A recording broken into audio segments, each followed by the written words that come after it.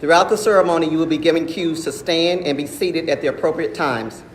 As a reminder, during the playing of our national anthem, military members should stand at attention and our civilian guests should place their right hands over their hearts. Thank you.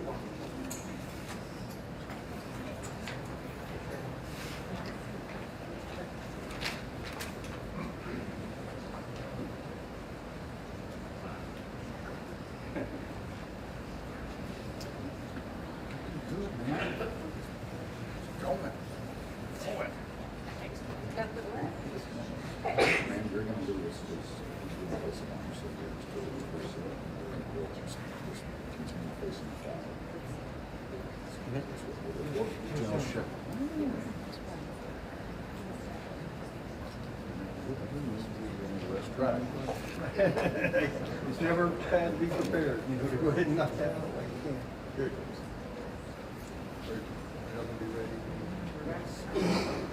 goes. So ready.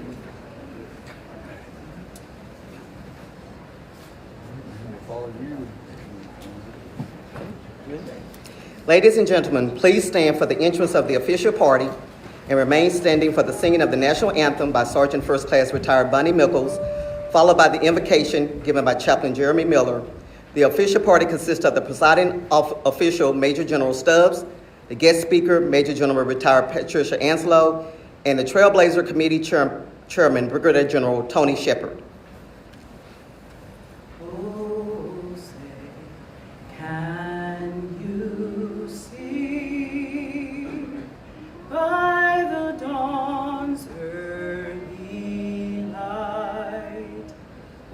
So proudly we hail at the twilight's last gleaming, whose broad stripes and bright stars through the perilous fight o'er the ramparts we watched were so gallantly streaming, and the rocket's red glare, the bombs bursting in air, gave proof through the night that our flag was still there.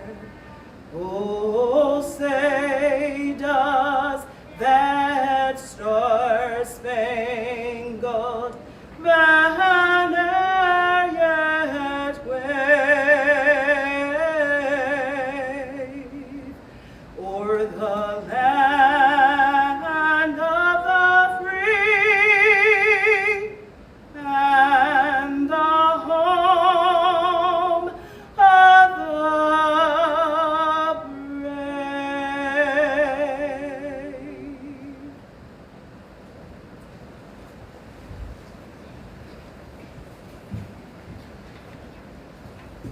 Thank you for that, Bonnie. I appreciate the backup vocals. That was wonderful, young ladies.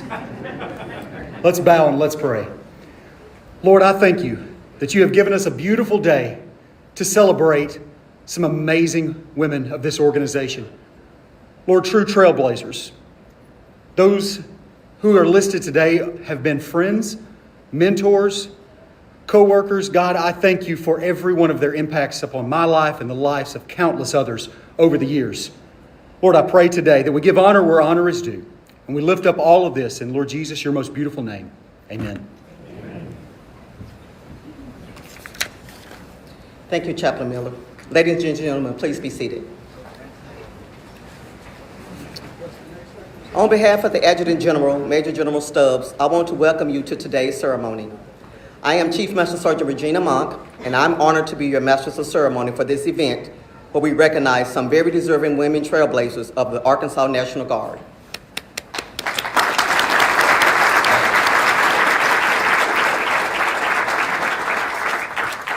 Sharing this special occasion are some of our former adjutant generals: Major General Kendall Penn, Major General William Walford. Also in attendance are today's speaker, Major General Patricia Anslow, We also want to welcome the members of our command group in attendance.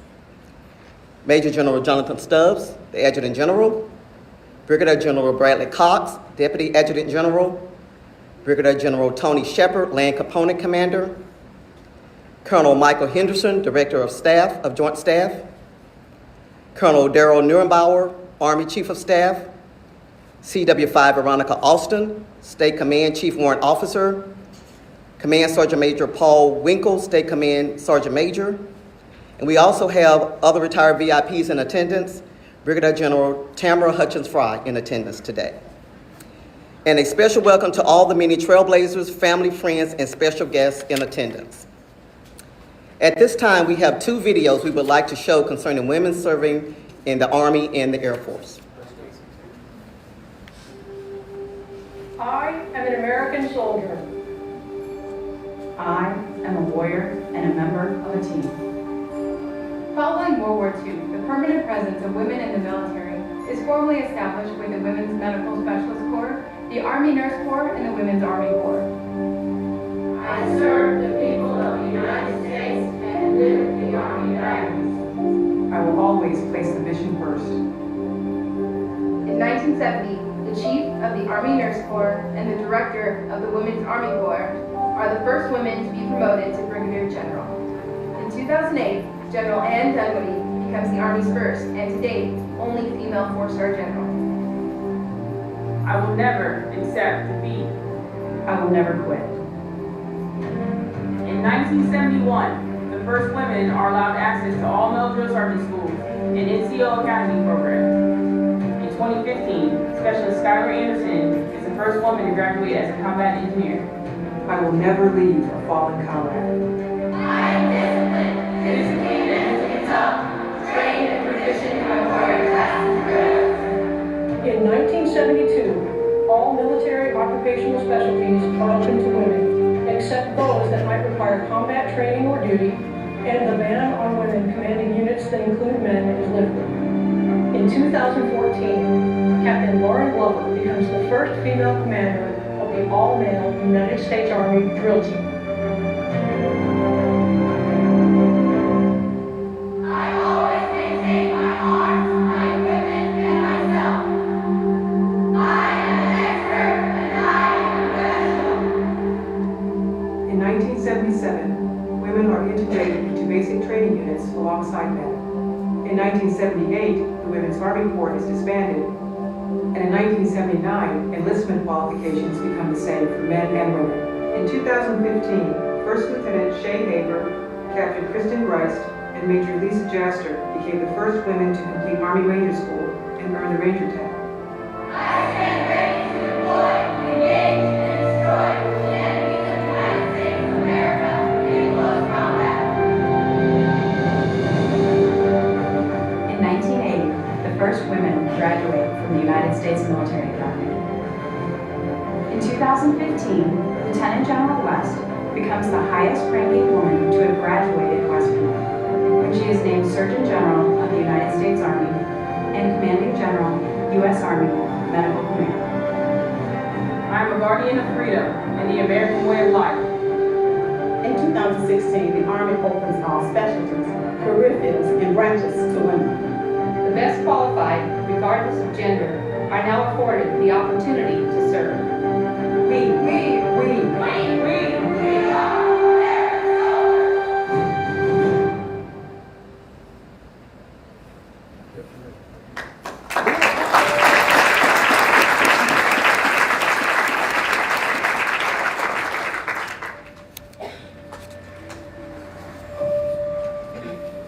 Glass ceilings have 2 things going for them.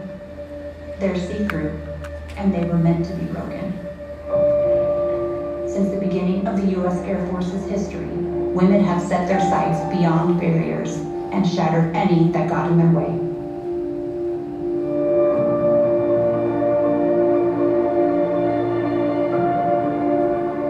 In 1943, women were called to serve out of necessity. With men increasingly heading to combat during World War II, their stateside roles were left open. What started out as an experiment evolved into a path that would change history. Women were vital to the war effort. They served as radio operators, maintenance specialists, and test pilots. Some even flew overseas to evacuate wounded troops from the sands of North Africa and the beaches of Normandy. They proved they were capable of more than tradition assumed. Little did they know that their curiosity and courage to do something different would set the foundation for future generations of women to rise above barriers. The first woman to earn 2 stars was an airman. The first female fighter pilot was an airman. The first military women to walk among the stars and command space shuttles were airmen. And the first woman to serve as the senior enlisted leader for any military branch is an airman. The Air Force has the most female members of all the military branches and has historically led the way in expanding opportunities for them to serve. But it's not just the number of women who serve, it's what each and every one brings to our force. Women's achievements in the Air Force and now the U.S. Space Force are endless. As both branches continue to evolve, what defines success has to. Reaching new heights is less about being the first and more about being empowered to be who you are and achieve what you want to achieve. Women have helped change and continue to advance standards, from fighting for all dependents to receive equal benefits, to earning the right to serve in combat, and for some, making the ultimate sacrifice. Standard issue no longer fits what we're capable of. It never did. As we set our sights higher, new leaders can step forward.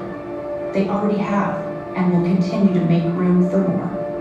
It's fitting that the 2 most forward-thinking branches serve 2 domains that have represented hope and possibility for centuries: the sky and the stars. The Air Force and the Space Force were established by looking up and daring to see more. So where will you set your sights? You never know how far you will go and who you might inspire along the way.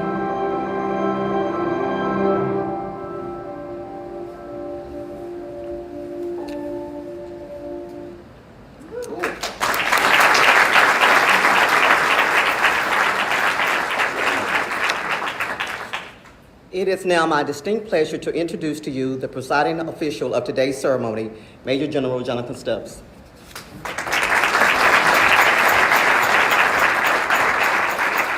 Team, good afternoon. What a wonderful day. It is just awesome to have this group gathered together. Familiar faces, friends and mentors, incredible legacies of service represented here today. So thank you. Thank you to each of our Trailblazers, your family members for being here. We are so blessed by your presence. This is just a great day to recognize our women, the women of the Arkansas National Guard over time who have contributed immensely to this organization. And what I love about this, and in this book, we have those from the past. We have those in the middle.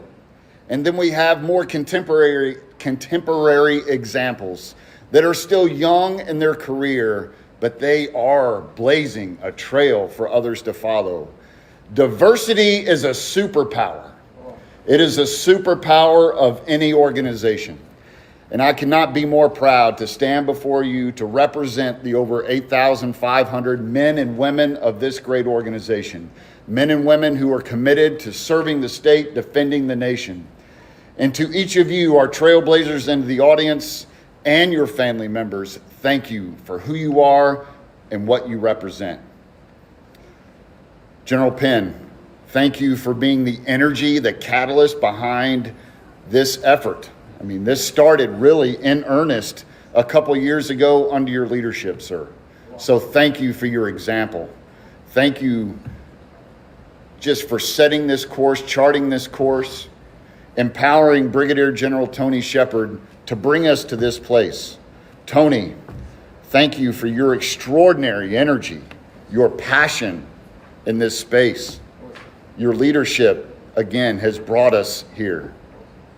To the committee who worked tirelessly who talked, who collaborated, who cooperated together, again, to bring us to this moment in time. Thank you. Thank you for all of your efforts. And then we got to recognize one special fellow that's here. Come on out, Daryl. Colonel CW3 Daryl Daniels. Let's go by Daryl now. All right, Daryl. I mean, this guy right here, I mean, he has put his nose to the grindstone in this effort. Yes, let's give him a big round of applause. Thank you. All right, hey, before I introduce our very distinguished and keynote speaker, we are fortunate and we're blessed to have a message from our governor. Herself a trailblazer as, whoop, here we go. Women Guardsmen being honored as part of this year's Women Trailblazer ceremony. As the first woman to lead our state, I know a thing or two about women in leadership. As I often say though, I didn't run to be the first in anything. I ran to make Arkansas first in everything. And I know that spirit drives you too. You answered the call to serve and you fulfill that duty every single day, regardless of your gender. Thank you for your service and for defending our state. And keep blazing new trails. Our state is counting on you. Oh.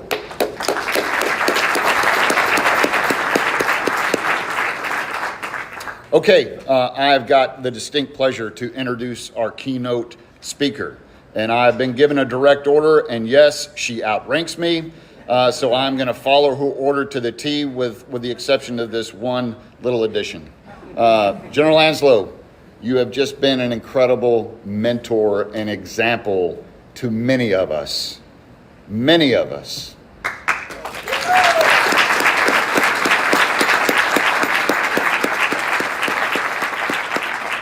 And I remember as a young major and a young lieutenant colonel, under her leadership, I would hear her talk and speak, and I would see her solve problems in public, and I would think to myself, how can anybody be that smart, right? Man. Going off script, son. Yes, ma'am. Back on script. Major General Trish Anslow retired in July of 2022 with 33 years of military service. The last 29 years, she proudly served in the Arkansas Army National Guard. Throughout her career, she held many positions of significant consequence. The title she cherishes most was and is that of a soldier.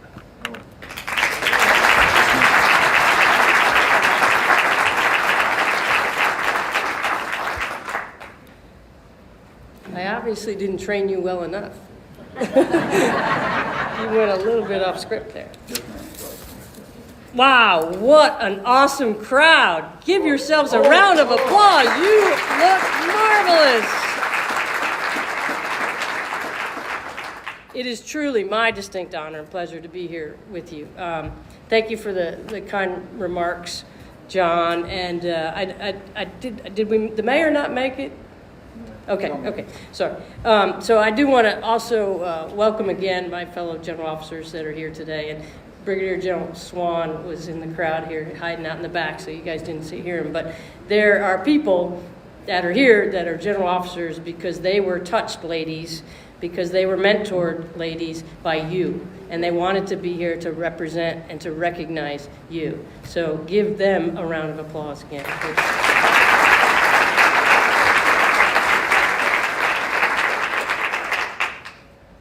So John, you touched on a little bit about the committee, and I got a text, probably about a year or so ago from Brigadier General Shepard, who said, hey, we're thinking about this book.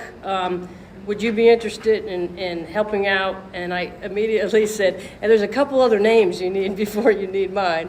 And it was Daryl, and it was Damon Cluck, and it was Command Sergeant Major Collins, and it was Colonel Walker, and he said, I already got them, we got it covered.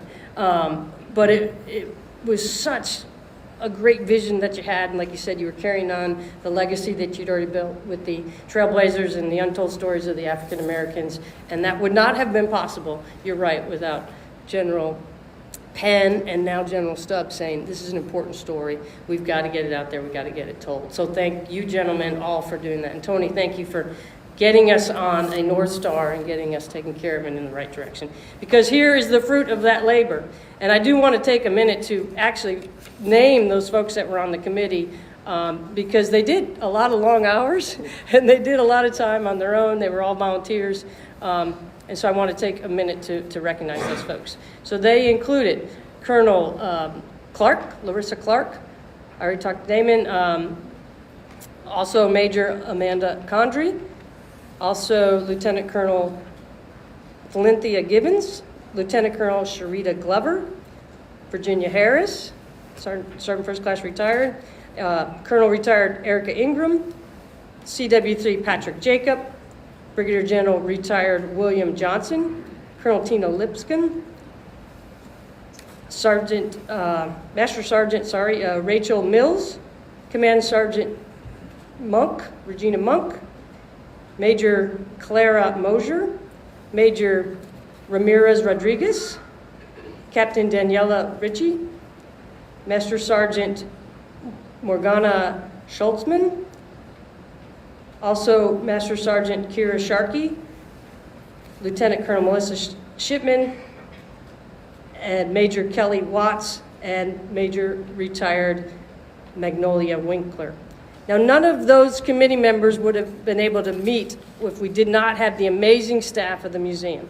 So I want to recognize also Dr. Screws and the incomparable Erica McGrath. I don't know how, Erica, you deserve an absolute round of applause. Erica called me from vacation places. She called me from airports. She was working Sundays at midnight, and it was just incredible the work that you did, Erica, and we wouldn't be here without you, Erica. So thank you again. So why are we here? So what is this book all about? It's about recognizing service. It's about recognizing trailblazers who were leaders in their own right. It's about recognizing people who overcome obstacles. It's about telling a story that doesn't get told very often. It's about taking things from the shadows and bringing it out under the microscope and under the light so that others can learn from it. It's about understanding where inspiration comes from, why it needs to continue, and why it's so important to remember it.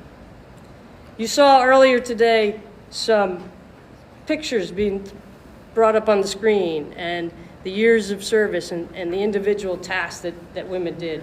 And like the governor said, it's not so much about firsts. It's about what we learn from that, where we take it. But we've had some amazing firsts. And we really want to talk about those too. In 1965, the Air National Guard had their first member join, 1965. She was all alone, on an island, all by herself, until 1969 when the second member of the Air National Guard joined. All by themselves, out there on the lone, charting a path, being a true trailblazer. What does that mean, a trailblazer? Going where no one's gone before. Not having anyone that can show you the way and do the things that you've done. Blazing a trail. Leaving a marker so that others can follow behind you. That's what a true trailblazer is all about. And it wasn't until 1973 that Helen Nichols was the first to enlist in the National Guard. Now, she was quickly followed by a couple other people, Martha Kashaw and our own Miss Dorothy Seeley, who came in a very short period, about 3 or 4 months in 1973. But those ladies had to stand by themselves. We literally had to change the structure in buildings so that there was latrines for women. And they had to embrace a culture that didn't mean a lot to them because they had never done it before. They had no one that looked like them that had done it before. No one that could whisper in their ear and say, it's okay, you're going to make it. What they did have was, sure, some barriers, some challenges, but what they had is the heart. They had the intestinal fortitude to say, I'm here, I want to wear the uniform, because I want to serve, because I love my country, because I love my state, because I want to be able to do what I'm capable of doing and serving. And those ladies truly paved the way, truly paved the way. And then we kind of went through a period, and I like the way you said that, General Stubbs, because there is sort of this transition, right? This is about change. This is about the organizational changing. This is about people that had to adapt to that change. And I believe that change means progress. I believe that that change meant that we became a better organization, that we became a better institution for allowing those women to achieve their highest standards. And it wasn't long until we had Desert Storm, right? And that was an incredibly different period for the United States. And tens of thousands of women in the National Guard served in Desert Storm, served in combat, something that they were told could never happen, something that they were told they were never going to be able to do, that they didn't have the physical strength, the mental aptitude to do it. And ladies, you proved them wrong. You proved them wrong. So we began to change the minds of folks. We began to convince people that women could not just serve, but they could serve at the highest ranks. They could serve at the most physically demanding jobs. So we opened the windows, we opened the doors, we started to punch through the walls, but we hadn't quite broken through the ceiling. We hadn't quite broken through the ceiling because there were still things that stood in the way. But we had wonderful people, like now Major General retired Mullis, who became the first pilot in 1980. And then Captain Bass, the first fighter pilot, an F-16 pilot in 1999. We had Colonel Sissy Rucker, who became the first helicopter pilot for the United States. I'm sorry, for the Arkansas National Guard. And again, she was a trailblazer who set the path for others to follow, like Lieutenant Colonel Melissa Shipman, who became our first instructor pilot in the aviation. Incredible stories, right? Ladies leading men, breaking down those barriers, showing people the traits that it is to become a leader, not just a female leader, but a leader, overcoming challenges and setting the path for others to follow. But all of that, those are stories we need to hear, and I'm giving you just little tidbits so you'll read the book. I'm not going to give you the whole storyline right here, but there are so many stories like that, 67 stories like that. And when the committee met, we had two separate books that we looked back on. One was from 1992. It was called A Patchwork of Our Lives, a tribute to women in the Air and Army National Guard, commissioned under then the Adjutant General, Major General Ryan. And another book that was published in 2003. These weren't really books, they were little pamphlets. Women Sustaining the American Spirit, published in 2003. That gave us some general understanding what was going on, but it really took the committee to dig in and reach out and find people. I have to also thank Miss Candace Jackson, who works in records here in the Army. She pulled up records that I don't know where they came from. They were dusty. But she found records from the 60s and 70s to help us understand what was really going on then, what these ladies had to achieve. And those are stories that should not just be told, but should be understood. They should be reflected upon because they're inspiring. They really set the stage. But the reality is none of these firsts would not have happened if we also didn't have trailblazer advocates, navigators out there. And what is that? It's literally acts of Congress, presidential decrees, and Department of Defense instructions that allowed these things to happen. But it's also, at the time, the men that stood in those leadership roles, that selected women, that mentored women, that gave them that opportunity and the chance so that they could succeed. I was fortunate enough to be one of 4 daughters of a father that absolutely believed women could do anything in the world, and he inspired each one of us to go do that. That's the kind of mentorship that it took in the Arkansas Army and Air National Guard to make sure these firsts happen. We talked about the book, but also we had Lieutenant General Barry, who had our first female Air Force General Officer, Tammy Hutchins Fry. He was the one that appointed her to that position. He also appointed Colonel Dornbos to be the first commander of the 188th.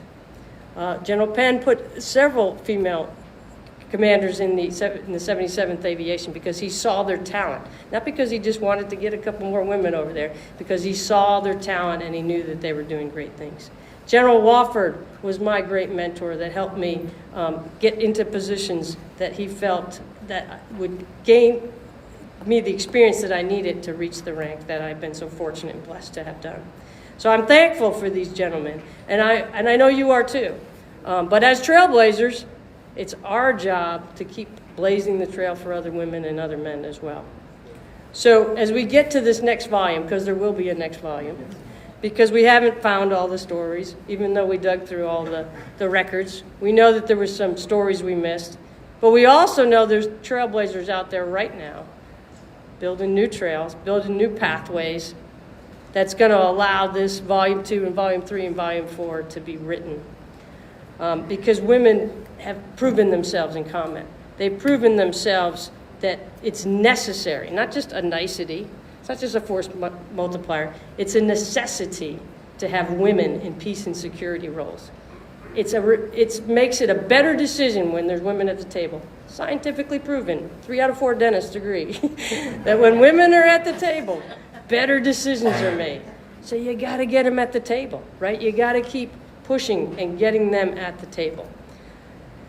And I think there's some opportunities here in the National Guard to get after some of those next trailblazers. I think that we still have lacked a female commander of the 189th. We've lacked a female commander or command sergeant major at the 142nd or the 39th BCT. And we still have yet to have a female tag. So those are out there. Those are goals. Those are things that the next trailblazers can set their eyes on, set a course, and start blazing a trail to get after. And I will tell you, in this new era, we've got some ladies that have absolutely proven they can do it. We've got Major Megan Thomas, who was our first line infantry company commander. We've got Major Clara Gum, that was our first field artillery company, battery commander, and Staff Sergeant Chloe Thompson, who was the first individual to go through 13 Bravo School. And there's many others. Again, the stories are out there. And I would tell you, Tony and John, I think you can do a hashtag badass. And I know we're on Facebook, and I probably get in trouble for saying that. But if you'll turn to page 168 in that book, once you buy your copy, there's a picture of that. And it's a recruiting photo that you need to continue to use. Because these ladies that started in the 60s and 70s had blazed a trail that has gotten to the highest levels possible. And we've seen now these women at the captain and major level blowing the roof off of the ceiling, and they are going to get to that level where where there's a seamless integration, where we don't talk about women and men. We just talk about leaders, and that these ladies have already demonstrated to you they have the talent, they have the capabilities, they have the strength, and everybody should be following them. So I want to thank you again for giving me an opportunity to be part of this committee, for being an opportunity to be with the women that have mentored me over the years, the women that continue to inspire me. So thank you, ladies. Don't ever stop what you're doing. Keep doing great things, and I appreciate you.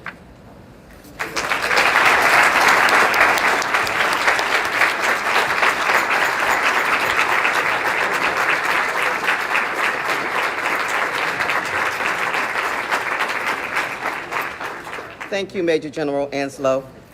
Ms. Erica McGraw, would you please come forward?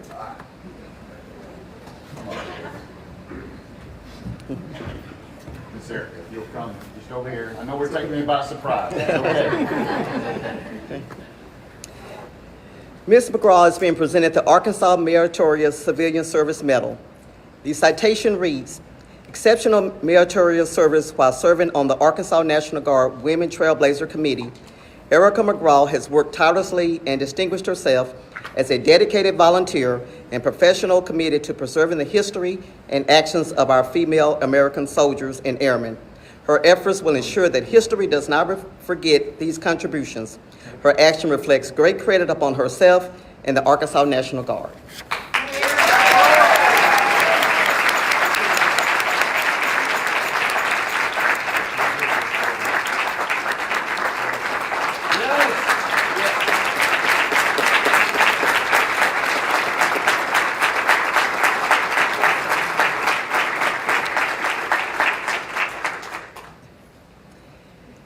At this time, we would like to present each Trailblazer with a copy of the book.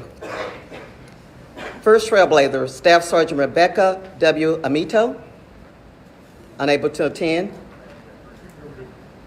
You here? Come on. This is my mother, and it was her sister.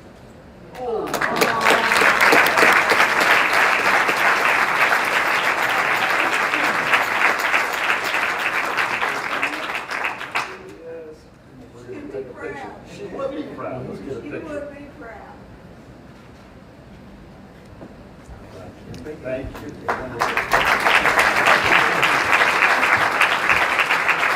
Lieutenant Colonel Betty Anderson.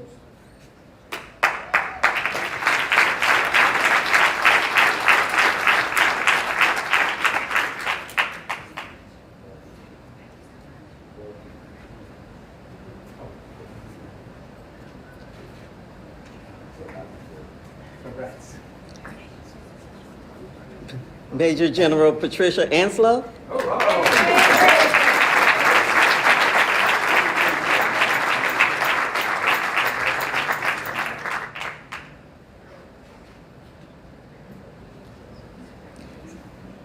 Chief Master Sergeant Brenda Aquilanino, she's unable to attend the event. CW5 Veronica Alston.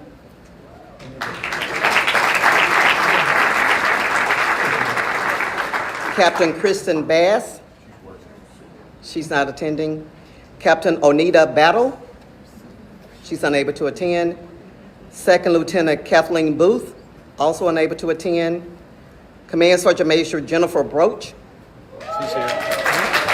Maybe wait just a little bit to assume that Sergeant Linda Kimmel shows up.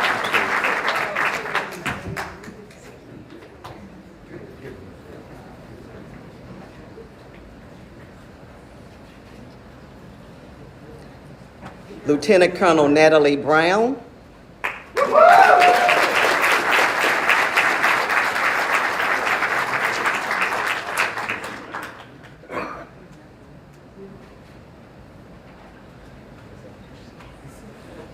Colonel Miriam Carlisle, is she here? She's not able to attend. Sergeant Joanne Chastain, unable to attend. Lieutenant Colonel Marshall Claybrook, unable to attend. Lieutenant Colonel Brenda Cluck.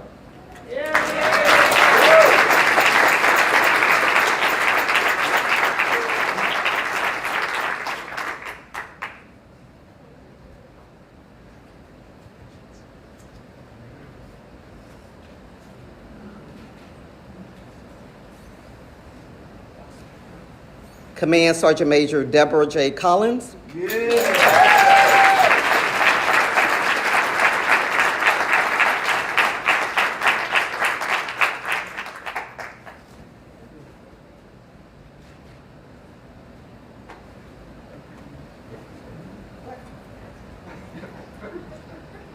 Holy mackerel.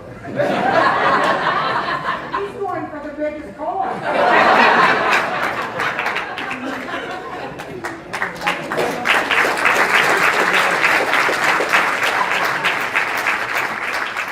Colonel Anita Deason.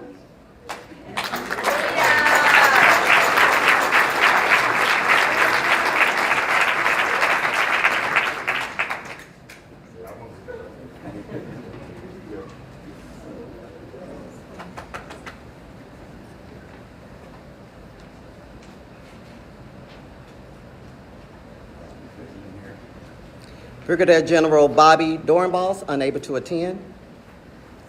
Command Sergeant Major Gretchen Doty Evans.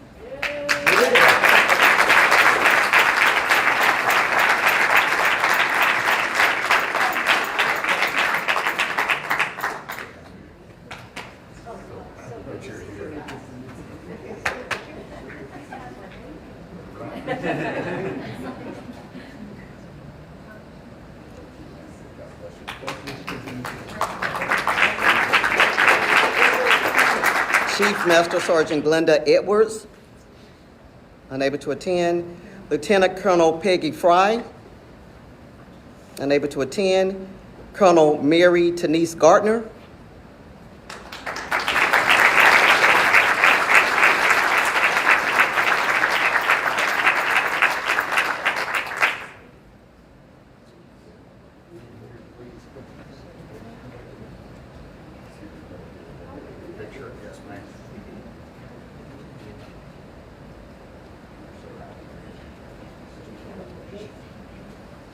Colonel Karen Gattis,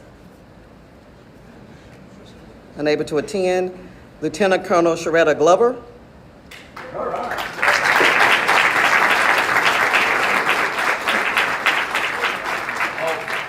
She's in the field. Oh, okay. Well, she should be, right? Lieutenant Colonel Bridget Griffin, unable to attend. First Sergeant Patricia Halbert.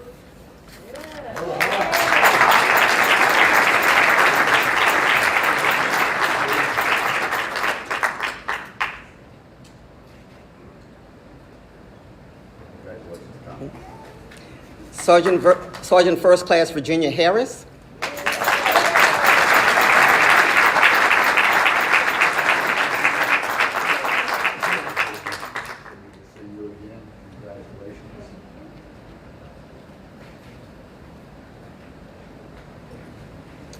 Master Sergeant Dorothy R. Rayner, unable to attend.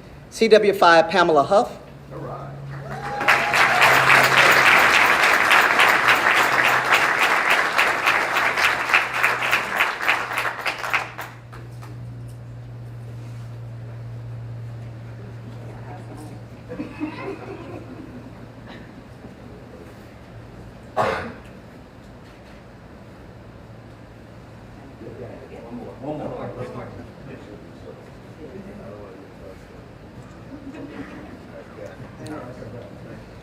Major Kimberly M. Hunter, unable to attend. Brigadier General Tamaron L. Hutchins Fry.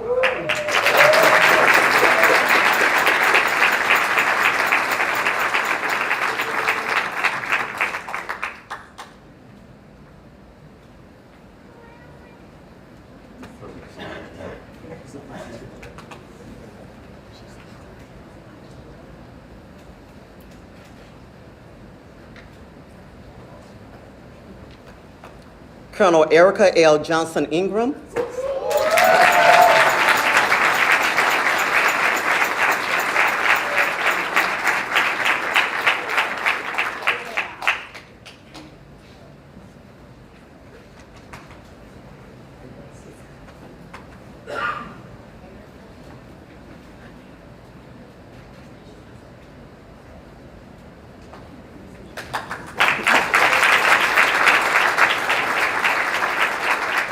Colonel Jenny Johnson, not in attendance. Colonel Carol A. Johnson, in attendance. Sergeant Major Deborah Denise Johnson.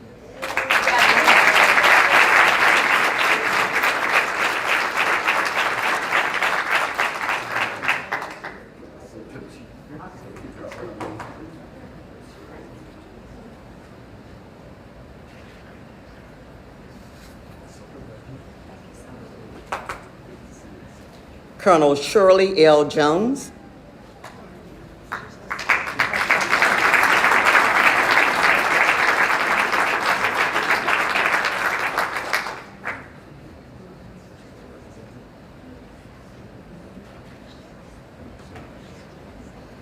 Master Sergeant Margot Linton.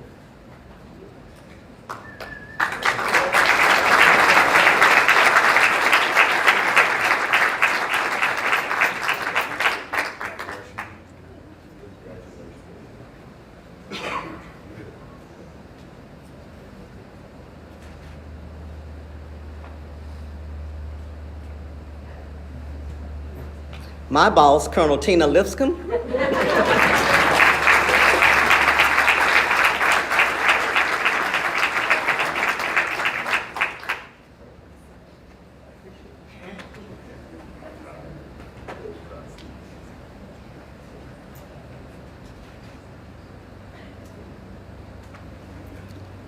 CW2 Edith Milliken, a family is attending to receive our honor.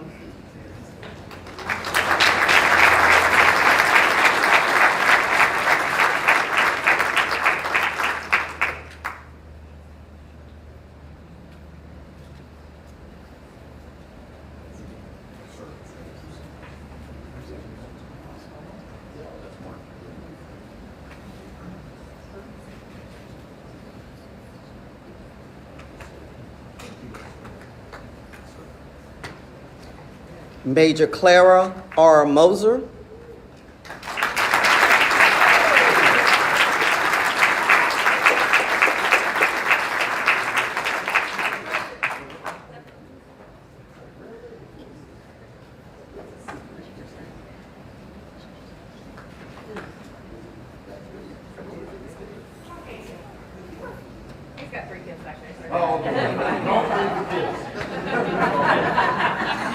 Major General Betty L. Mullis,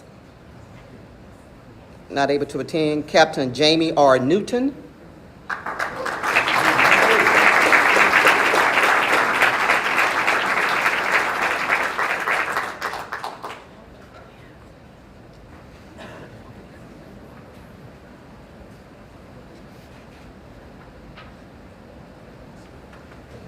My future.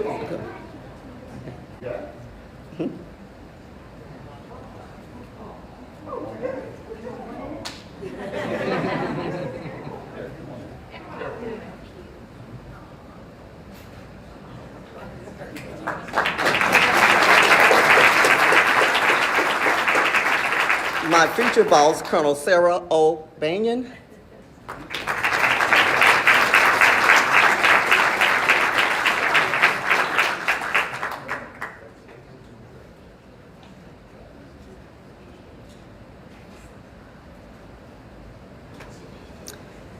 CW3 Amelia Dawson Penn.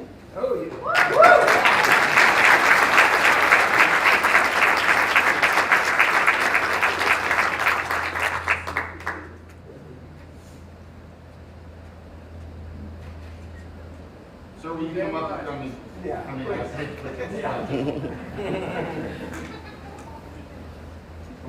Oh, he's dead? I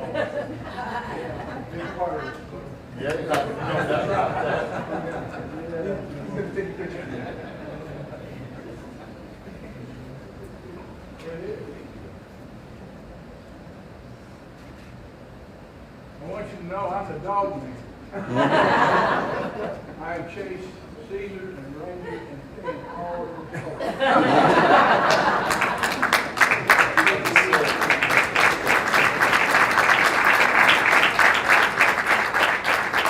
First Sergeant Heather L. Peters.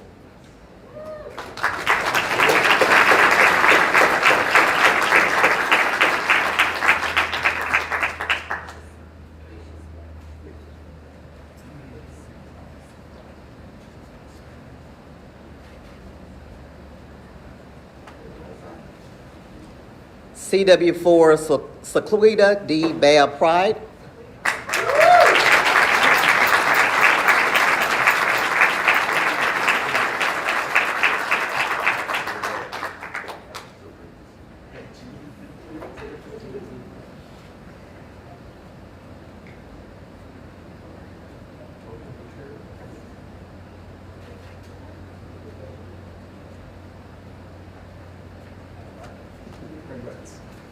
Sergeant First Class Sheree A. Ricker.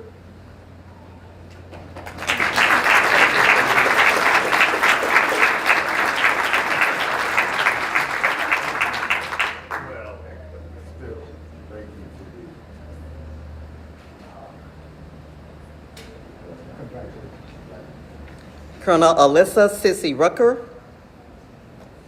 Unable to attend. Colonel Corey Saylor.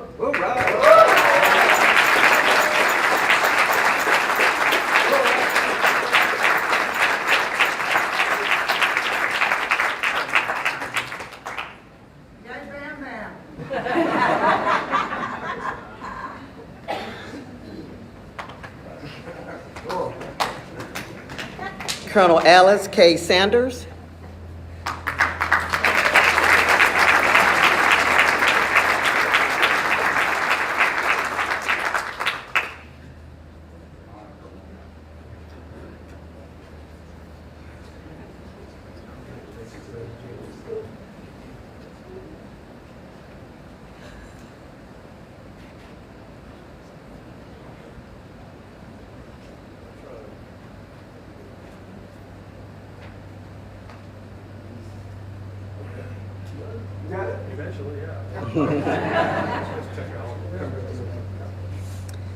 CW4 Dorothy Seeley.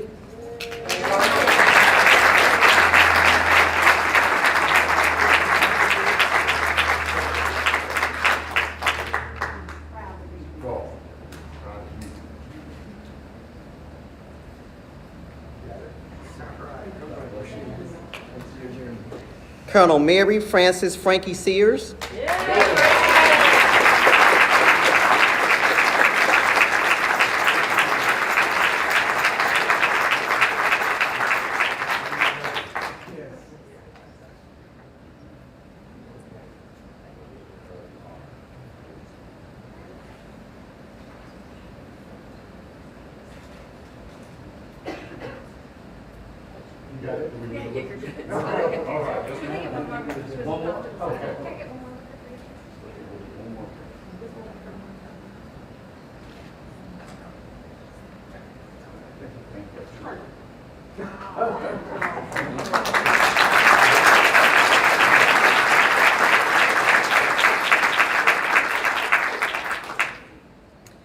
CW4 Francis Shaw.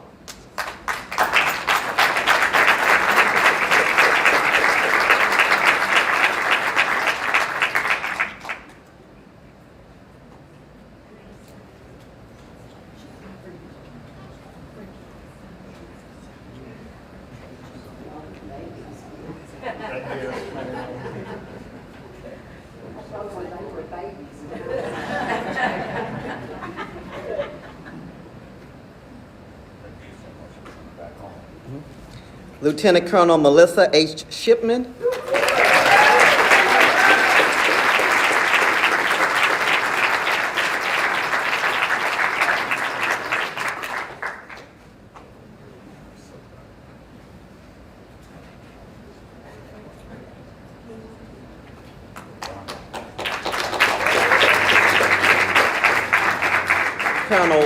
Colonel Sharon Sherry Sims.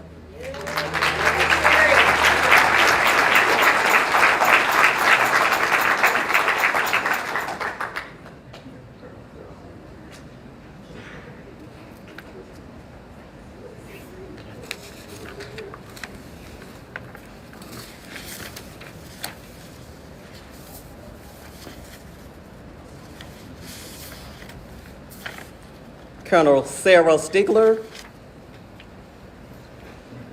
Okay. Sergeant Nancy Stokes.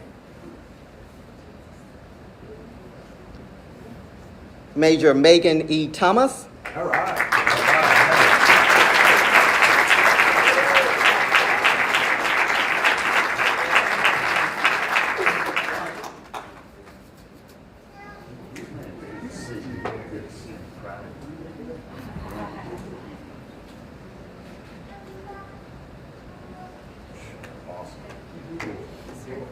Staff Sergeant Chloe M. Thompson.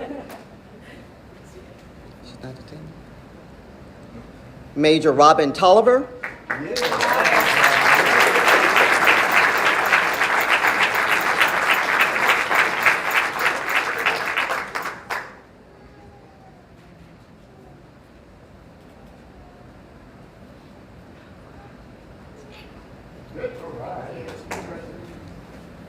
Command Sergeant Major Tammy Treat. Sergeant Major Donna Ivy Walker. Sergeant First Class Tanisha L. Wallace.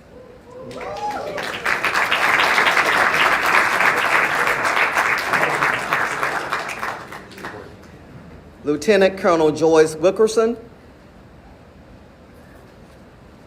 Chief Master Sergeant Donna L. Withrow. Colonel Charlotte Yates.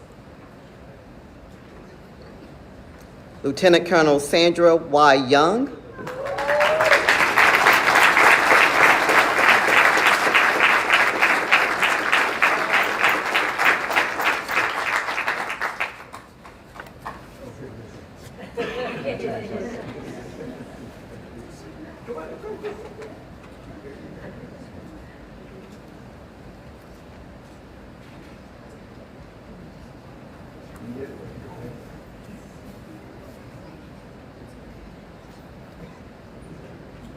And